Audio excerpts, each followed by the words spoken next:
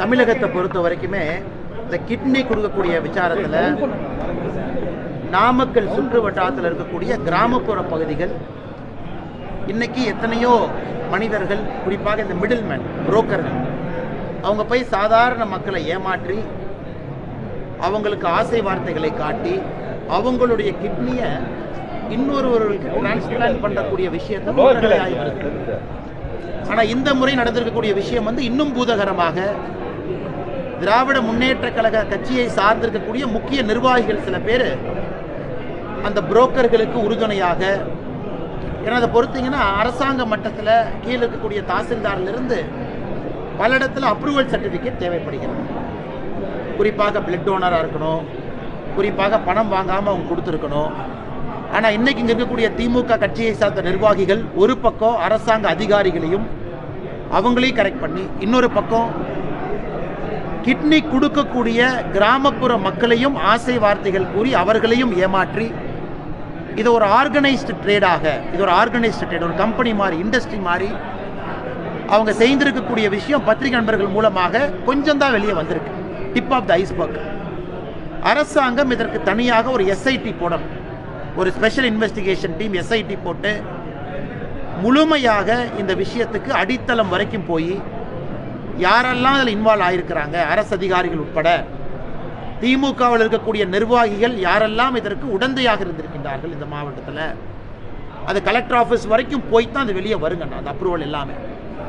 அதனால் ஆட்சி அதிகாரிகள் அந்த மட்டத்தில் தப்பு நடந்திருக்கா, இல்லை அரசியல்வாதிகள் மட்டத்தில் எந்த அளவுக்கு தப்பு நடந்திருக்கு, குறிப்பாக திராவிட முன்னேற்ற கழகத்தை சார்ந்த நிர்வாகிகள் கண்டுபிடிப்பதற்காக ஒரு எஸ்ஐடியை கான்ஸ்டியூட் பண்ணி பத்திரிகை நண்பர்கள் தொடர்ந்து கேள்வி கேட்டுக் கொண்டிருக்கின்றீர்கள். ஆனால் அரசு எஸ்ஐடி போடாமல் முழுமையாக இதற்கான உண்மை வெளியே வராது.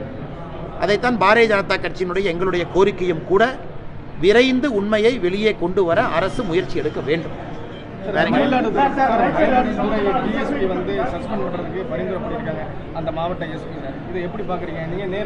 அந்த மாவட்டத்தினுடைய காவல்துறை கண்காணிப்பாளர் அவர்கள் மயிலாடுதுறையினுடைய டிஒய்எஸ்பி ப்ரொஹிபிஷன் விங் அவரை சஸ்பெண்ட் செய்வதற்கு நேற்று உத்தரவு பிறப்பித்திருப்பதாக டிவி மூலமாக நாங்கள் பார்க்குறோம். அந்த மயிலாடுதுறையினுடைய அந்த பர்டிகுலர் டிஒய்எஸ்பி அவங்க பேசும் பொழுது டெப்டி சூப்பரண்ட் ஆஃப் போலீஸ் 2 விஷயத்தை சொன்னாங்க.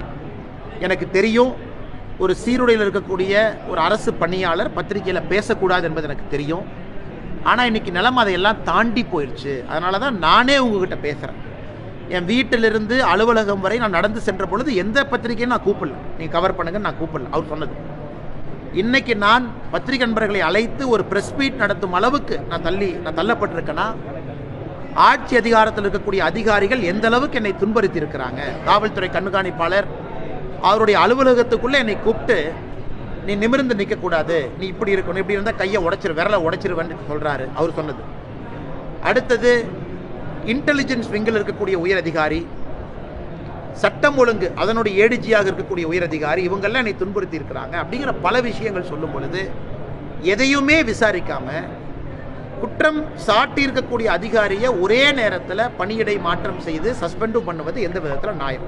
இரண்டாவது, அந்த அதிகாரியை பொறுத்தவரை அந்த ப்ரொஹிபிஷன், குறிப்பாக இந்த கள்ளச்சாராயம் என்ஃபோர்ஸ்மெண்ட், இதில் 1200க்கு மேற்பட்ட வழக்குகள் பதிவு செய்து 700க்கு மேற்பட்டவர்களை கைது பண்ணியிருக்கிறாங்க. அது ஓப்பன் ரெக்கார்ட், அதையும் நம்ம பார்க்குறோம். இன்னொரு புறம் இந்த சம்பந்தப்பட்ட டெபுட்டி சூப்பரண்ட் ஆஃப் போலீஸ், இவர் மீது இதற்கு முன்பு இது போன நடவடிக்கைகள் யாரும் அரசு எடுத்ததாக தெரியல. அப்படின்னா ஒரு ஹானஸ்ட் ஆஃபீஸராக இத்தனை காலமாக இருந்திருக்கிறாங்க. அதுவும் இவருடைய ஜீப்பை எடுத்துக்கிட்டதுக்கு அவங்க சொன்ன காரணம், முதல் நாள் இல்லை சிஎம் வர்றாங்க அதுக்கு வேணும், இன்னொரு நாள் உயரதிகாரி கொடுக்கணும். எப்போ தமிழகத்தில் நேர்மையாக இருக்கக்கூடிய அரசு அதிகாரி யூனிஃபார்மோடு ரோட்டில் நடந்து சென்று அவருடைய அலுவலகத்துக்கு போகிறாங்களோ அன்னைக்கு அட்மினிஸ்ட்ரேஷன் கொலாப்ஸ் ஆயிடுச்சுன்னு அர்த்தங்கய்யா. எனக்கு அதை தாண்டி நைட் ரவுண்ட்ஸுக்கு கூட வண்டி கொடுக்காம 2 வீலரில் போய் நைட் ரவுண்ட்ஸ் ஒரு அதிகாரி பார்க்கும் அளவுக்கு அவலம் இருக்குது. மூன்றாவதாக, அதிகாரி ஒரு விஷயத்தை சொல்லியிருக்கார்.